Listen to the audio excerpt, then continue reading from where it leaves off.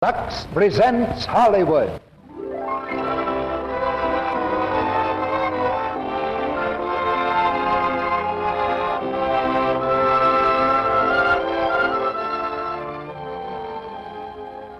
The Lux Radio Theater brings you Olivia de Havilland and Herbert Marshall in Vigil in the Night with Helen Chandler. Ladies and gentlemen, your producer, Mr. Cecil B. DeMille.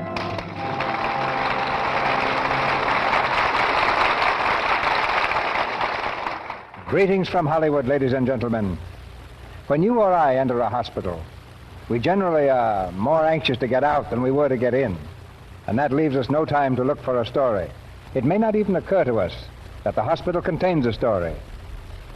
Yet, the best one of all, a love story, happens there more often than you might think. And one such love story is Vigil in the Night, a play that takes us through a hospital's calm outer corridors into the lives of the men in white and the women in white. We bring you Olivia de Havilland as a nurse who sacrifices her own professional standing for the sake of someone she loves. And Herbert Marshall as a doctor to whom an affair of the heart is, well, something that doesn't always require a stethoscope. This is the first time we've had Olivia on this stage in more than a year, and it's a good chance to congratulate her again on her fine performance as Melanie in Gone with the Wind. I think you'll agree that Herbert Marshall, in the part of Dr. Prescott, is just what the doctor ordered. Vigil in the Night is based on the novel by A.J. Cronin, a doctor as well as an author, who is entirely at home in our hospital setting. In a well-organized hospital, work is done with a streamlined touch. But now we've an appointment to keep. A vigil in the night, and the curtain rises on Act One of our play, starring Olivia de Havilland as Anne Lee, Herbert Marshall as Dr. Prescott, and Helen Chandler as Lucy Lee.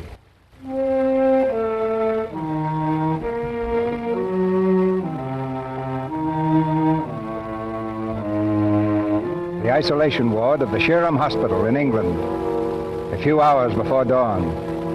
In the dreary quiet of the night, a child fights for life against the ravages of laryngeal diphtheria. A tiny silver tube has been inserted into his throat, a lifeline bringing air to tortured lungs. By the bedside sits a nurse. Every so often she leans forward and carefully clears the tube when it becomes blocked. The hours pass slowly, and little by little, the nurse's eyes close in sleep. But now the tube is blocked, the lifeline shut off. The boy fights for air, unable to call out, and then the battle is over. Death has won again. The nurse awakens quickly, stares horrified at the bed. Anne! Lucy, what's the matter? Anne, he's dead. What happened? Lucy, tell me. Well, the tube, it was blocked. I was asleep. Oh, Anne. Stop it. Stop it. Now get hold of yourself. But it was my fault. I killed him. I killed that baby. Lucy, listen to me. You weren't on duty. Do you understand? I relieved you an hour ago. I was on duty when he died. You don't know anything about it. No! Do what I say. Now go to your room. Stay there. I'll come to you later.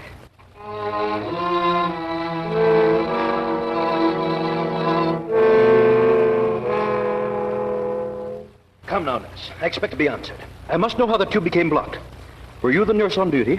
Yes, I was. I thought your sister Lucy was supposed to be on last night. Yes, matron, but my sister had a headache and I relieved her. And how did the tube become blocked? Well, Matron. Yes, what is it, Nurse Gregg? I've just found out something you ought to know. Tea has been made in the ward kitchen. Nurse Lee, did you make tea in the kitchen when you should have been attending to your patient? yes. I felt sure he'd be all right, but when I came back, he was dead. Nurse Lee, you of all people. It's almost... You may well search for a word, matron. There isn't one to fit it. A human life has been lost, wantonly thrown away through gross and utter negligence. Dr. Hassel, Mrs. Ward is here. Last night I told her boy would recover. What can I tell her now? You will leave the hospital at once. And remember, Nurse Lee, wherever you go, there is nothing in the world so bad as a bad nurse. nor so good as a good one. Remember it all your days. You may go now. Anne! Wait! Anne! Weren't you going to see me before you leave? Of course, Lucy. But where are you going? I'm catching the 8:30 train. I thought I'd try for a place at Hepperton. Oh, but Anne, I don't know why I ever let you take the blame for what I did. How can you ever forgive me? You're my sister. We've got to help each other if we can. Oh, Anne, I'm not cut out to be a nurse. I'm just weak and selfish. Don't say that. But it's true. I'm not like you. I'm only human. Oh, Anne, this isn't the wonderful work you told me it would be. Polishing, scrubbing, cleaning up slops. It's slavery. Lucy, how can you talk like that? Well, I'm not going to stand for it. I'm going to take the blame and go to London. I've always wanted to go to London. Next month, when you get your certificate, we'll both go to London. Lucy, I didn't take the blame just to be heroic. I have my certificate. I can go somewhere else. You'd never have received yours. Next month, when you have it, you can join me. Oh, yes, Anne. But there's something I want you to promise me. Yes? Never be careless. Let the memory of what happened last night keep you a good nurse. I promise. Goodbye. Goodbye, Anne. Goodbye. Nurses. Strong young nurses wanted. Hepperton Institution. Apply Miss East. Matron. Your name is Anne Lee? Yes, Matron. Here's my certificate. 3 years at Cheerham, eh? Just got qualified and then cleared out. Bit the hand that fed you. Well, I know what ingratitude is. I've had it all my life. I thrive on it. I took a year of surgery at Cheerham and... Never mind that. Ever been ill in your life? No, Matron. Good. I also have honors. Never mind that either. You look strong. That's the important thing. Hepperton isn't the finest hospital in England, and I dare say I'm not its most lenient matron. I stand no nonsense, and I offer no favoritism. You're entitled to 1/2 a day a week off if you're lucky, extra duty if you're not. No smoking, no cosmetics, and share a bedroom with 2 other girls. Those are the conditions. If they're not to your liking, I'd appreciate your stepping out now rather than wasting your time and mine. I hope you'll be happy here. Thank you, Matron. I'll do my best. I'm sure you will. Your room is Nurse Dunn and Nurse Phillips, and be ready for duty at 6 p.m. Next, please. Who's next? Don't keep me waiting all day. Step up here. Come in, Nurse Lee. My name's Glennie. Her name's Nora. Mine's Anne. How do you do? Hello. That's your bed over there. It looks hard and it feels hard, but don't let it fool you. It is hard. I'm used to that. And here's our wash basin. The tap on the right is cold water, and the tap on the left is cold water. Repeat every day for the first 2 weeks. A cockroach is not a dangerous insect, and you may get to like this room. I hope I'll suit you as much as the last girl did. That won't be hard. She was a mess. Say, Nora, you better get ready for duty. It's almost 5:30. 5:30? Oh, maybe I've missed him. No. Oh, here he comes now. What's that all about? Shh. It's a man. Every day at 5:30 sharp, Dr. Prescott goes down the walk and Nora watches him from the window. Her contact with him is entirely mental. How about the day you swallowed 2 pounds of grapes and the seeds, hoping to foul your appendix so Prescott would operate? I ate those seeds because I was hungry. Prescott's the house surgeon? That's right. I'd like to work in surgery. Who wouldn't, my dear? Who wouldn't? Look at him. Straight and tall and bright. As bright as chilled steel, only tougher. Steel melts at 2,000 degrees. Prescott wouldn't. Is he really a good man? They don't come any better. Wait till you meet him.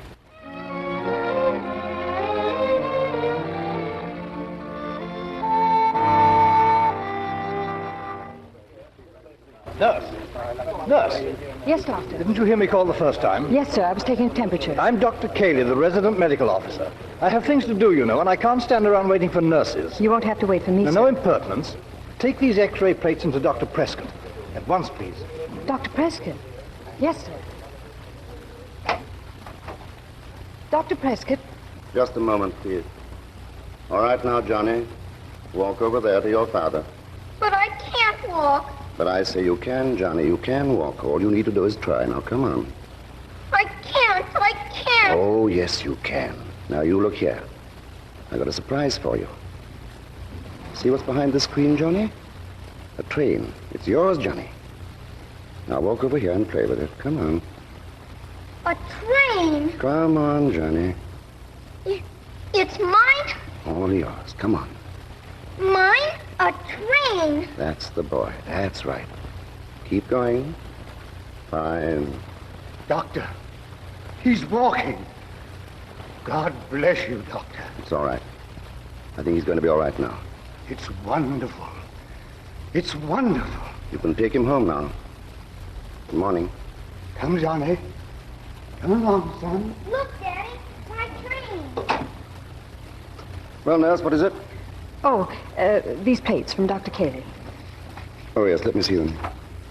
That was very remarkable, Dr. Prescott. What? That little boy. Making him walk. Hysteria. Needed a push. That'll be all, nurse. Yes, sir.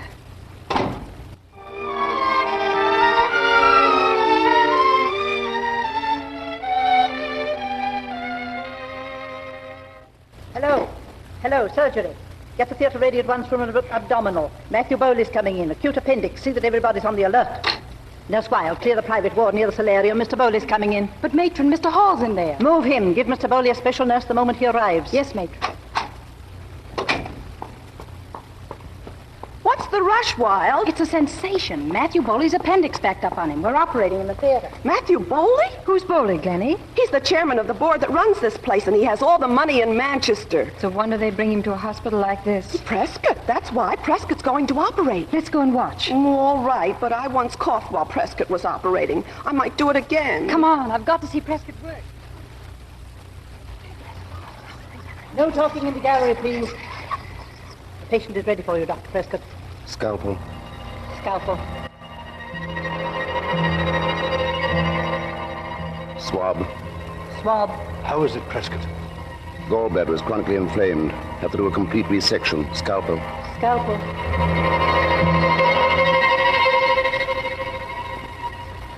All through, Prescott? All over. Suture, matron. Suture. Count the swabs, nurse. 1, 2, 3, 4, 5, 6, 7, 8, 9, 10, 11, 12. All correct, doctor. No, All correct, doctor. they're not all there. Talking in the gallery, Nurse Lee, endangering the life of a patient, unforgivable breach of discipline. All correct, doctor. Recount the swabs. 1, 2, 3, 4, 5, 6, 7. Oh, one swab is torn in half, doctor. It must be in the incision. Here it is. Close call.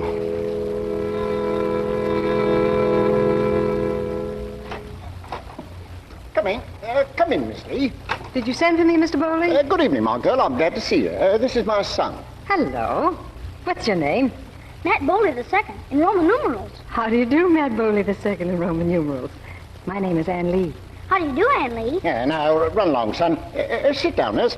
I'm going out tomorrow, but I couldn't leave without having a look at you. I'd like to say that Matthew Bowley is apt to be more useful without a swab of cotton sewed up inside of him. I'm inclined to agree, Mr. Bowley. You've got sense as well as beauty, and that's a mighty fine combination in a woman. I always say that if a man's got to be ill, it does him good to see a smart lass about the room instead of a long-faced female. Long-faced females can be excellent nurses, sir. Maybe, but not for Matt Bowley. Now, I'm not one to forget a good turn. And in the meantime, I want you to take this purse, just as a souvenir of that missing swab. Oh, but, Mr. Bowley... No, not a word. Not one single word. You can thank me some other time. Hello, Matt. Oh, hello, my dear. I've just come to take the boy home. This is my wife, Nurse Lee. How do you do? How do you do? This is the girl who spoke up, and I don't mind saying we're proper grateful, aren't we, love? Yes, properly grateful. Well, I must be going along now. Come along, Matt. Goodbye, Nurse Lee. Goodbye. Goodbye. I must be leaving, too. Good night, Mr. Bowley. Good night. Nurse Lee, just a moment, please. Oh, Dr. Prescott. I've been wanting to speak to you, nurse. Dr. Prescott, I'm sorry about the other day in surgery. I just got in the habit of counting swabs. I'm afraid you committed the unforgivable. You've endangered the ethics of the medical profession. Your duty is to work 12 hours a day and serve the patient with every energy you possess. But you should never do anything for him that might be a breach of ethics. I understand, Doctor. By the way, how much does Bowley value his life at? A new purse. Well, perhaps he's right. I didn't want to take it, sir. I know how you feel. Bowler's generosity is always embarrassing, but I wouldn't worry about it. After all, the laborer is worthy of his hire, and your help was worth a great deal. Thank you, Dr. Prescott. Good night. Nurse Lee, will you come here? Yes, matron? Nurse Lee, you know Nurse Gregg. She's from Shirham Hospital. Nurse Gregg. Good evening. I heard you were here. Nurse Gregg has just joined our staff. She'll work with you for a while. I'm sure we'll get along. Did you find it hard to get a position after you left Shirham, Nurse Lee? No, I didn't. Really? I had imagined that after... That's enough, please. I'm very busy. You may report for duty tomorrow, Nurse Gregg. Yes, matron. Thank you. Capable nurse, that. Yes, quite capable. Oh, matron. Well? Matron, may I have tomorrow off? Tomorrow off? My sister's being qualified. She's getting her nurse's certificate tomorrow, and I promised I'd be there. Why couldn't she pick your day off to be qualified? Oh, very well. Go on. Oh, thank you, matron. You can ride with me. I'm going on the Shirham bus as far as the city. Get your coat and meet me in 10 minutes. Nasty night. I shall be soaked to the skin the minute I leave the bus. I wish the drive would slow down. It's so slippery. Good evening, matron. May I sit here? Oh, hello. Certainly. Good evening, Nurse Lee. Good evening, Nurse Gregg. Well, this is pleasant. Going far, matron? I'm only going as far as the city. Nurse Lee's going to Shirham. How nice. Well, this little ride will give us a chance to talk over old times, Nurse Lee. Over a cup of tea, as it were.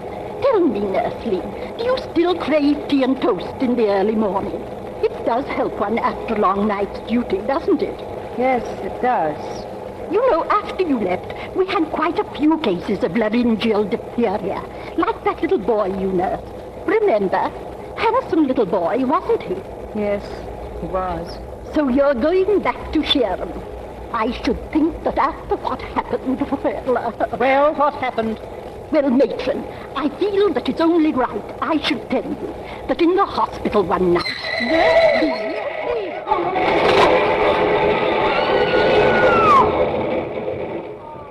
Get me out! Get me out! Oh, can't somebody get me out? Nurse Lee, are you all right, matron? My arm. Nothing much. What about you? I'm all right, but Nurse Gregg, I'm afraid she's badly hurt. Look at her. Lift her head. Huh? Fracture, I should say. Right over. Let's get it off the road. You there, come here quickly. Yes, miss. How far are we from Hepperton? Just about 15 miles. Is there a doctor nearby? There's one at the village, miss. Well, get him here and call the Hepperton Hospital. Tell them to send the ambulance and as many nurses as they can. And Dr. Prescott. Get Dr. Prescott.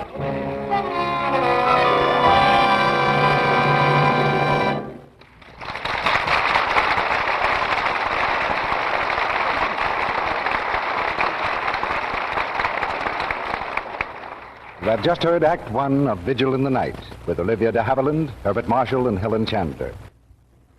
Now, our producer, Mr. DeMille. Act 2 of Vigil in the Night, starring Herbert Marshall as Dr. Prescott and Olivia de Havilland as Anne Lee, with Helen Chandler as Lucy Lee.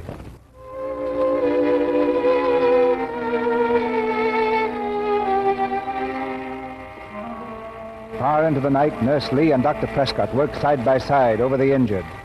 By the light of an oil lamp in a farmhouse kitchen, an operating table has been hastily improvised, and bodies which were broken and torn are made whole again. Lives which hung precariously on the brink of existence are helped skillfully back into the world. Now the long night is almost over. Through the rain, Prescott and Anne drive slowly back toward the hospital, tired but victorious. That Gregg woman was about the toughest of the lot. For a while, I thought we were going to lose her. I don't see how you operated in that light. I couldn't have done it at all without help. You were splendid, Nurse Lee. Thank you. And I'm glad she's going to pull through. Oh, I think she will. She's a nurse, didn't you say? Yes, I knew her at Shirham. Oh, this isn't the hospital. No, it's my house. I thought you might like a drop of something to pick you up. Well, I should be getting back to the hospital. You know, I'll have to ring as it is. There's a window very easily opened at the back of the hospital. I remember it from my student days.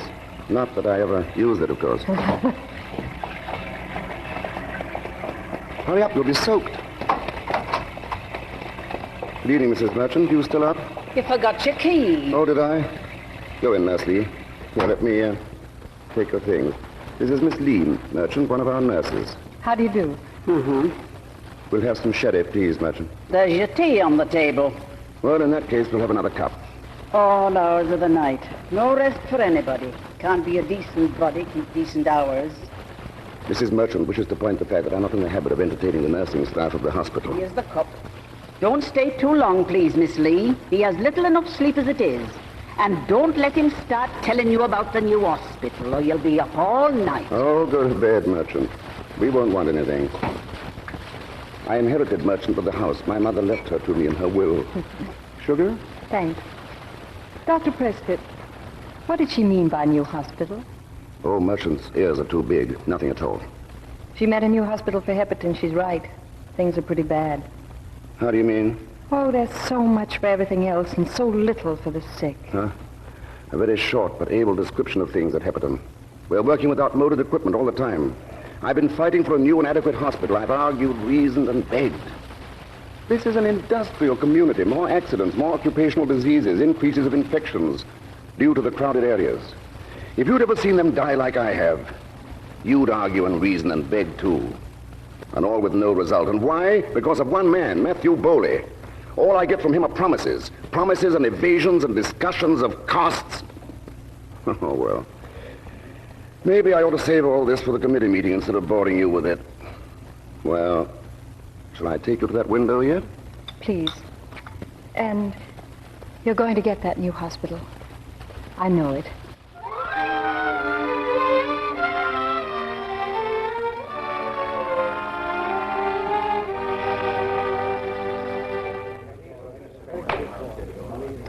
Well, gentlemen, Dr. Kelly's report shows that everything in the hospital's working very smoothly. Meeting adjourned, gentlemen. Mr. Chairman. Now, Prescott, if it's about the new hospital again some other time. Dr. Cayley's report... Dr. Cayley's report rather glosses over the fact that in the past several weeks, any number of cases of cerebrospinal fever have broken out. Last year, we almost had an epidemic, you know. We were not fully equipped to fight it. This year, our position is no better. We're hopelessly overcrowded and constantly having to send cases out too soon in order to make room for others. And if we let one infectious case out, 5 will come back. You may be right, Prescott, but as far as I can see, catching a disease is providence. It's not providence, Mr. Bowley. It's just a dirty, murderous little microbe. Confine that microbe soon enough and long enough, and you'll save 3 times what is put into the new hospital. Now, look here, Prescott. Money isn't as easy to raise as it used to be. World conditions at the present time are pretty well upset. I understand that, Mr. Bowley, but regardless of world conditions, people still get ill. They still have babies, and they still get run over. And they come to us to take care of them. All right, Prescott, you mustn't be impatient. I'll do my best to raise the money. Will that satisfy you? How soon may we expect to hear the results of your efforts? Oh, well, give me a day or two. Meeting adjourned.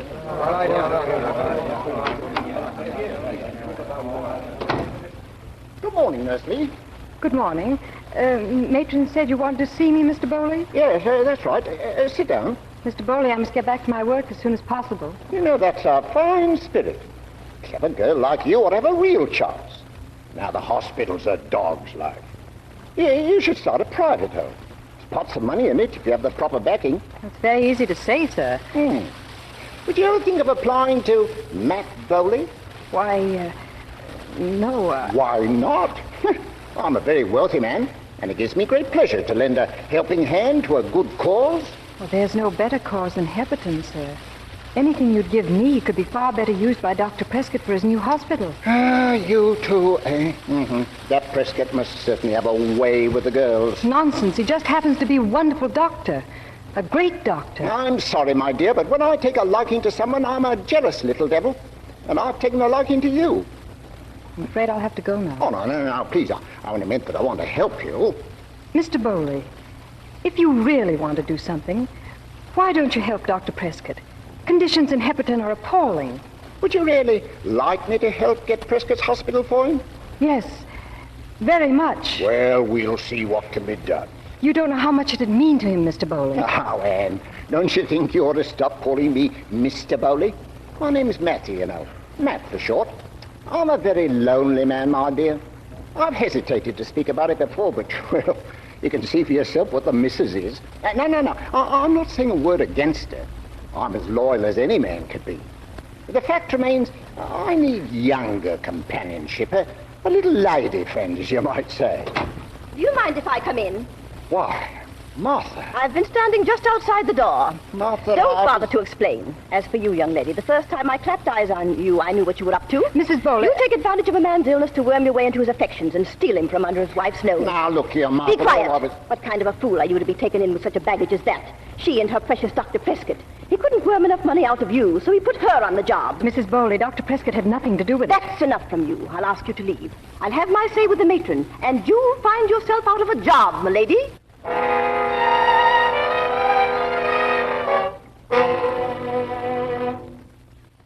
Well, Mr. Bowley, what is it? Mind if I sit down? Well, Prescott, I dare say you've heard a devil of a lot of talk going around the hospital this last couple of days. I couldn't help but hear it. You've had that girl dismissed, haven't you? Now, Prescott, I don't want you to get me wrong, so to speak, but, well, you know what women are, especially the missus. I'd like to make my position clear. I think your position is abundantly clear. Now, look here, Prescott. You shouldn't take that attitude toward me after all I've done for the hospital. You've done the absolute minimum for this hospital. Now, that's not fair. I told you I'd do my best. Your best, unfortunately, consists of pestering a nurse with your unwelcome attentions. And that's one thing that's going to stop around here. Yes, but I've explained... I'm not interested in your explanations. The only service you could do the hospital would be to raise money. Since you can't be shamed into doing that, I'm going elsewhere for it. I'm going to London. You forget I'm chairman of the board. As far as I'm concerned, you're a pompous little man who'll be well advised to get out of this room before he's thrown out neck and crop. Of course, if you feel like that. I do. Get out. Who is it? Oh, come in. I came to say goodbye, Doctor. I'm leaving Hepperton. I know. You made any arrangements for the future? I've had a letter from my sister. She's nursing again in London at the Rollgrave home. I thought perhaps I'd try to get a position there. The Rollgrave? I don't think that's the kind of place you'd care to work. Why? From all I've heard of the Rollgrave, it has none too savory a reputation. Here, I'll give you a letter of recommendation to a friend of mine in London. Thank you. Dr. Prescott, Yeah? I've been very worried by what's happened. I was afraid that you might think... Nurse Lee, I'm not particularly concerned with Mrs. Bowley's story, whether it's a fairy tale or not. But when I told you of my plans, I did feel that it was in confidence. Frankly, I didn't expect it would go any further. I'm terribly sorry. I realize now, as a nurse, I had no right to betray a professional confidence. I'm quite sure you didn't anticipate that the result would be so seriously damaging to my plans. I've no wish that your good work here should go unrewarded. So if you'll give this letter to the matron of the Trafalgar Hospital, I'm sure you'll have no difficulty in finding a job. Thank you. Goodbye, Doctor. Goodbye.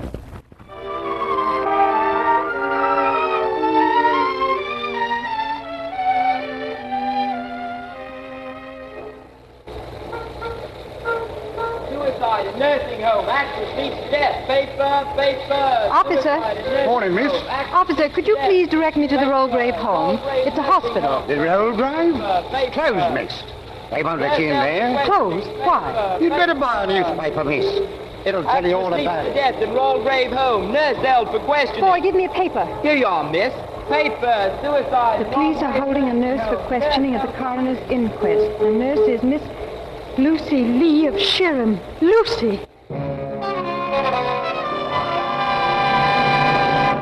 I told her the Now tell us, Miss Lee, in your own words, just what happened on the morning that Miss Dallas was killed. Well, Miss Dallas rang for me shortly after 10.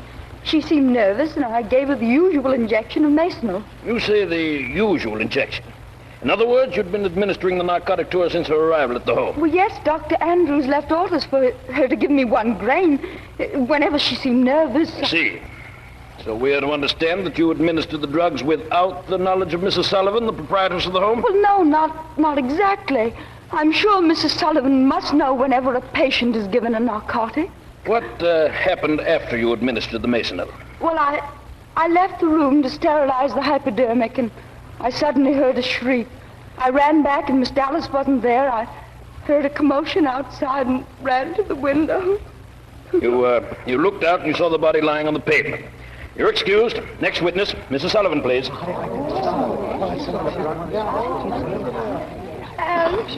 Oh, Anne.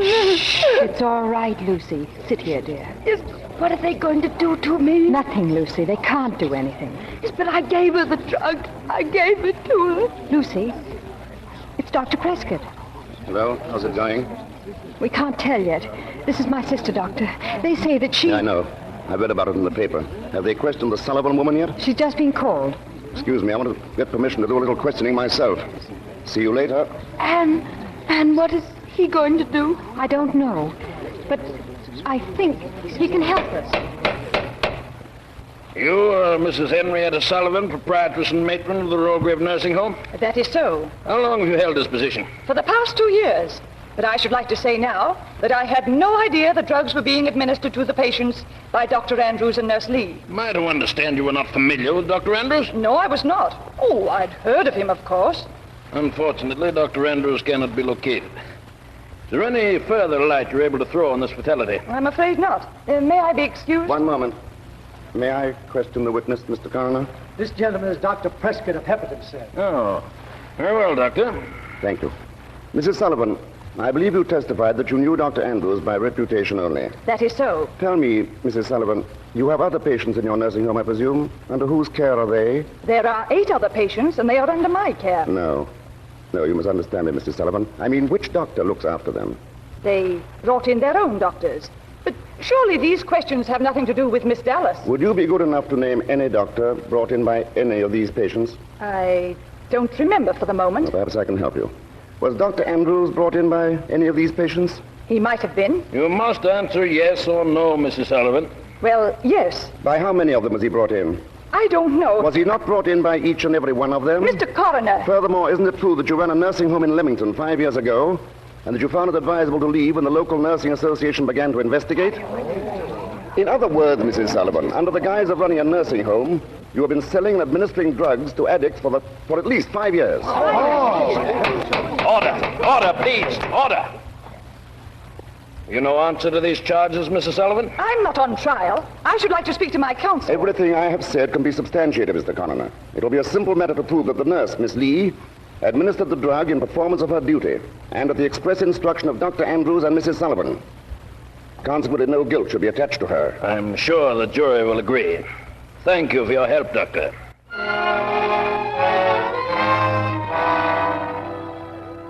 I thought if it was nursing, it would be all right.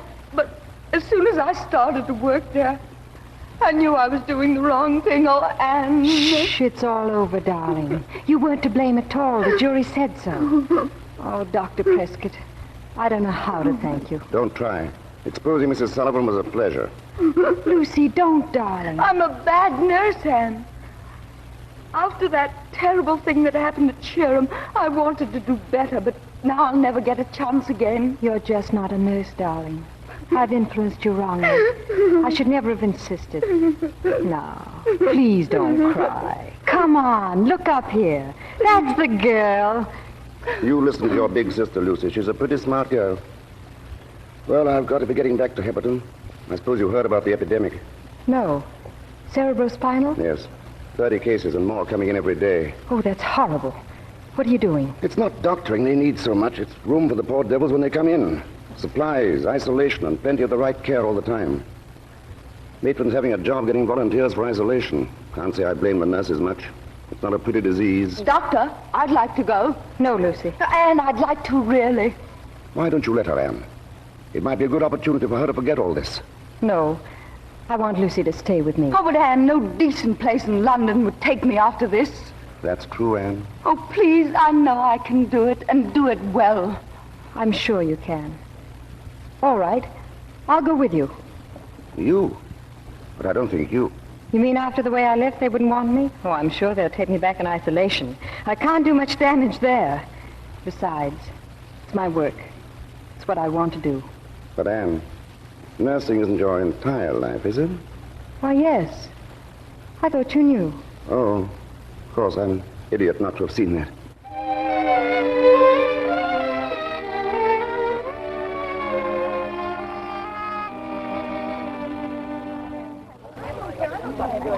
Quiet, please. Nurses, I'm not going to waste words. I've had to call you together again from the same reason. things have become far more serious. We require volunteers to go across the court. Those willing to work in isolation ward, please stand up and step forward. Nurses, I'm very disappointed at this lack of response. Why is it? Why? I'll tell you, Matron. Well, Nurse Dunn? You're asking us to go across the court and risk our lives. Why should we? Conditions here are bad enough. We work ourselves to the bone for rotten food and rotten pay and no thanks. And then when there's an even dirtier job to be done, we're asked to come forward and volunteer. Well, I, for one, would rather chuck up the job and work as a scullery maid. That's enough. I take it then that there are no volunteers. That is all. You can go back to your duties. Matron! Matron! Anne Lee! Hello, Matron. This is my sister Lucy. We're a couple of strong girls. We've never been ill in our lives, and we're reporting for duty. Duty? We've come to work in isolation, if you'll have us. If I'll have you. Anne, you know what it means. For every patient who dies in there are 2 waiting to take his place. And once you're in, there's no getting out, unless you're lucky. We're nurses, Matron. We know.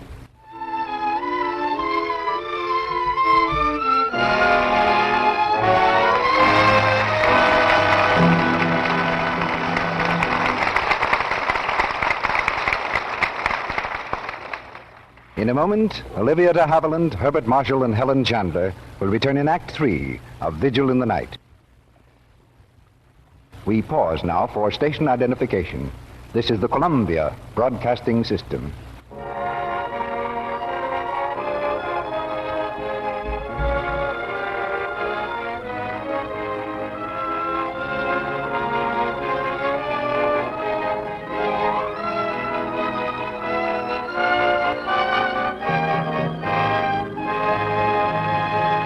Curtain rises on the 3rd act of Vigil in the Night.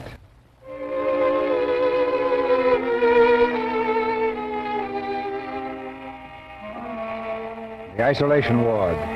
Long rows of iron beds stretch endlessly into the murky gloom. Air thick with the odor of antiseptics. Hot, humid, cut off from the world by a single door, through which the sick enter, but rarely leave. Here is the battleground against cerebrospinal fever.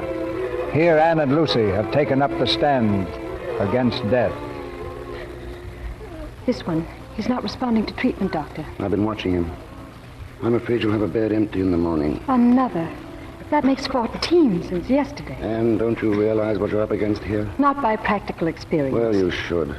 It's more virulent than the worst form of tropic plague. Don't be afraid to use antiseptic. Keep your mask on when treating a patient. Be careful, Anne, please. I will. I know that work like this is your whole life, but you might be able to crowd something in on the side, too. We could work together always. Are you trying to say... You know what I'm trying to say. That's why you must be careful. For me. Will you be careful, too, please? Very. Anne, Nurse Dunn and some of the other nurses are in the court. They want to see you. Right there. What can they want? Nora, Glenn. We're sorry, Anne. We should have been here sooner. But we're reporting now. Oh, come in. How many are you? 8 of us, ready for anything. Come on, girls. Hello. Hello, Anne. Hello. Oh, it's wonderful. And can we use you? Report to Lucy. She'll give you the routine. Good evening, Nurse Lee. Why, Nurse Gray. You're quite well, I see. Matron said I might come here, if you'll have me. I'd like to work with you, Nurse Lee. I'd like to make up for what I... Please, come in, Nurse Gray. We need every fine nurse we can get. Thank you. Thank you.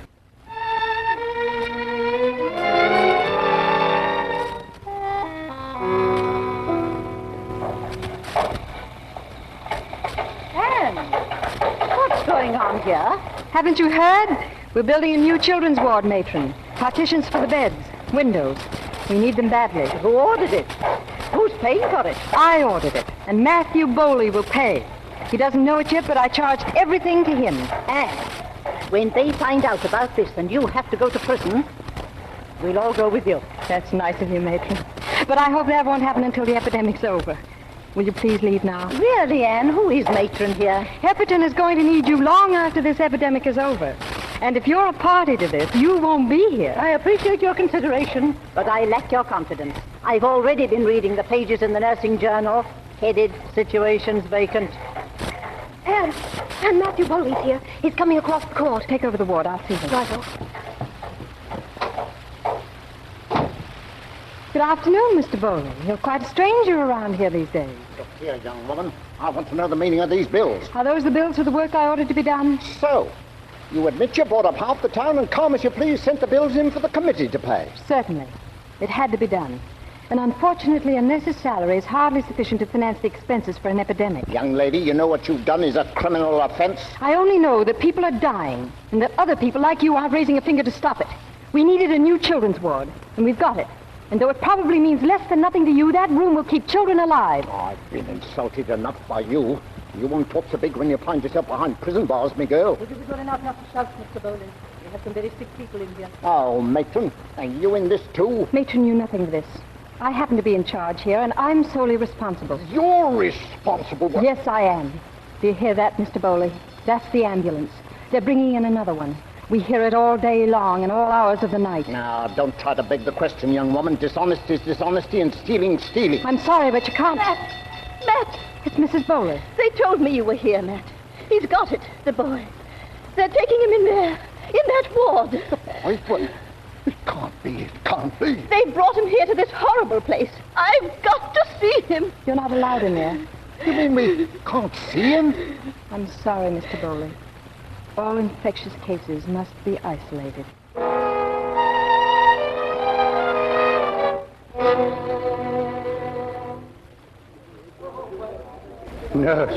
Nurse, is there any news? My little girl. I'm afraid you'll have to wait, Mr. North, with the others. There's Dr. Prescott. Dr. Prescott. Dr. Prescott. Any news, Doctor? I'm sorry.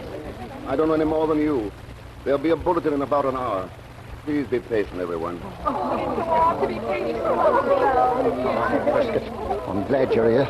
You should be glad. It must warm your heart to see these people, Mr. Bowley. No, Doctor, I'm glad because we got such confidence in you. It's a little late for that.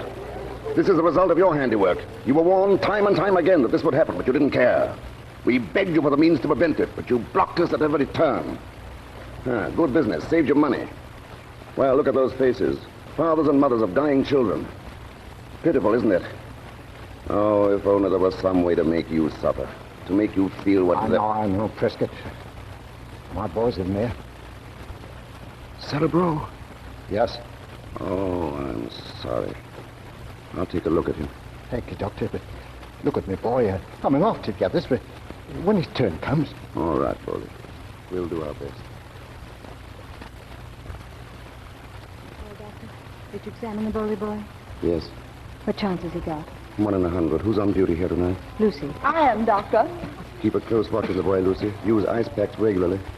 And if the temperature continues to rise, double the intramuscular injections. Yes, sir. Lucy, would you like me to stay with him? No, I'll get along all right. You go to bed, Anne. Keep your mask on. Don't get too near. Good night. Good night.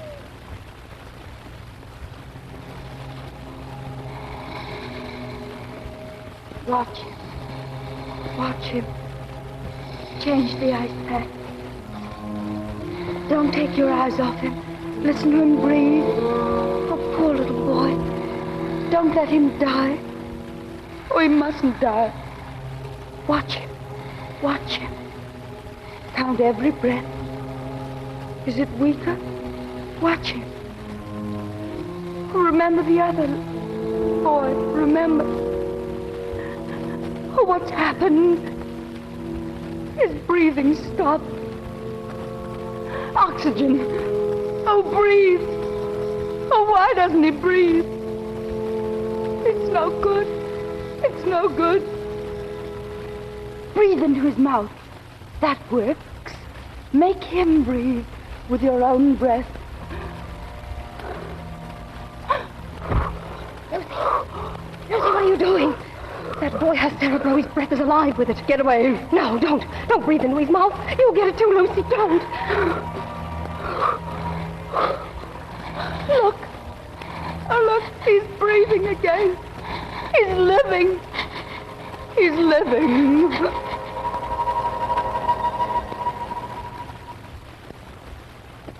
Yesterday against 8 yesterday, 10 the day before, and we've got cerebro licked. The Bowley child's out of danger. Matt Bowley was in this morning. I think you're going to get that new hospital, Doctor. I know, I spoke to him. The sky's the limit now. Oh, it's marvelous. Isn't it funny how things work out? All your plans, everything you've wanted. Not quite everything yet. I still can't figure out how you're going to go on nursing and manage a household at the same time. That's my problem, Doctor. Anne, come right away. What's the matter? It's Lucy. She's in her room. She's sick. I think it's cerebro.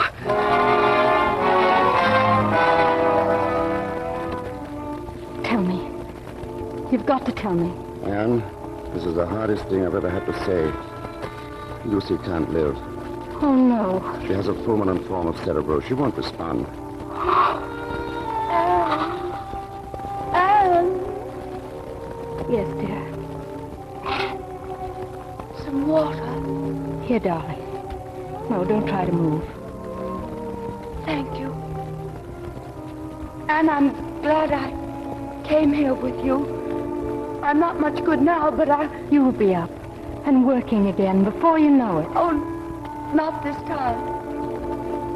And you remember the boy at Cheerham? Yes, darling. I wrote the matron and I told her everything. Lucky, wasn't it, that I had a chance to get back a life for the one I lost. And that sort of makes me even, doesn't it? Yes, darling. You know, Anne, I'm beginning to think I was a pretty good nurse. Lucy. Lucy!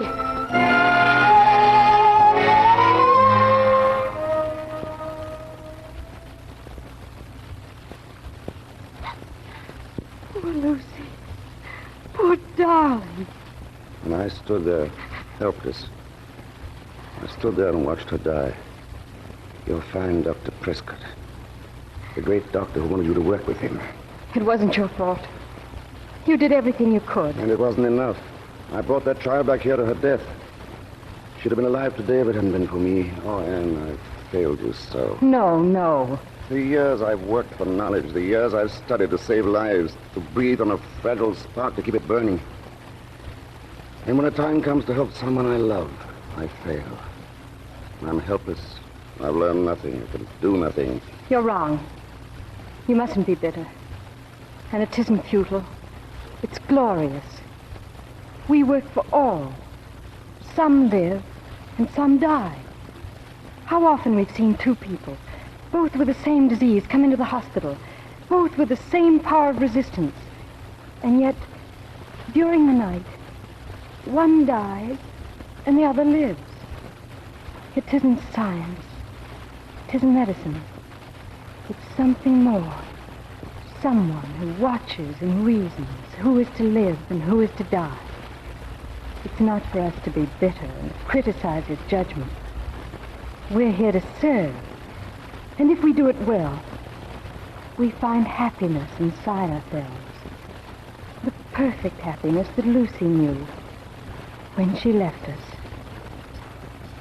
Dr. Prescott, you're wanted in surgery at once. Emergency, doctor. Better get ready, Prescott. They brought in 11 men already. Explosion at the Latham mine. They'll have more for us in a few minutes. Nurse Weil, prepare the accident ward. Move all convalescents and bring in all the extra beds you can find. Yes, Nurse Lee. Doctor, are you ready now? I think so. Come, Doctor. There's work for us to do.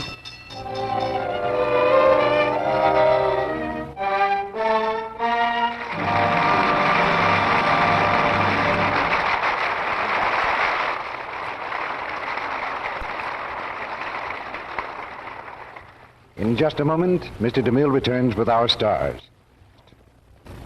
Here's Mr. DeMille with our stars. Olivia de Havilland and Herbert Marshall lay aside the white garb of Hepperton Hospital to return to our microphone. And we salute two fine performers. Thank you, C.B. Perhaps Vigil in the Night is the kind of reminder we all should have now and then. A reminder of the service we receive from the medical and nursing professions. The men and women in white are pretty quiet about it themselves. I'm glad you put the women in white right alongside the men, Bart. That's where you'll find them when they're needed. You women in white couldn't have had a more sincere spokesman, well, spokeswoman, than you were. I suppose almost every girl at one time or another decides she wants to be a nurse. She may imagine herself as another Florence Nightingale, or she may just think she looked pretty in a white uniform. But the girls that stick to it, well, they have what it takes. But it's still a great help to the patient if they do look pretty in a white uniform. I think you're both right. A very diplomatic answer, Mr. DeMille. Good night. Good night, Mr. DeMille. Good night. Would you write a prescription for more parts here for you, Kate? Mr. Cecil B. DeMille saying good night to you from Hollywood.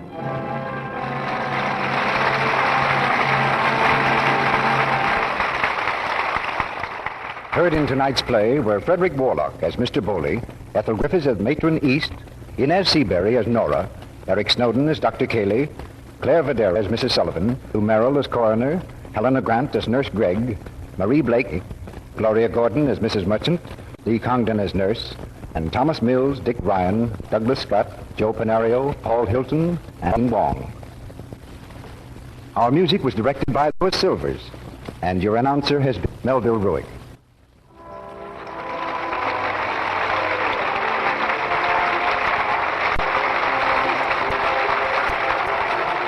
This is our broadcasting system. Thank you, ladies and gentlemen. You're watching.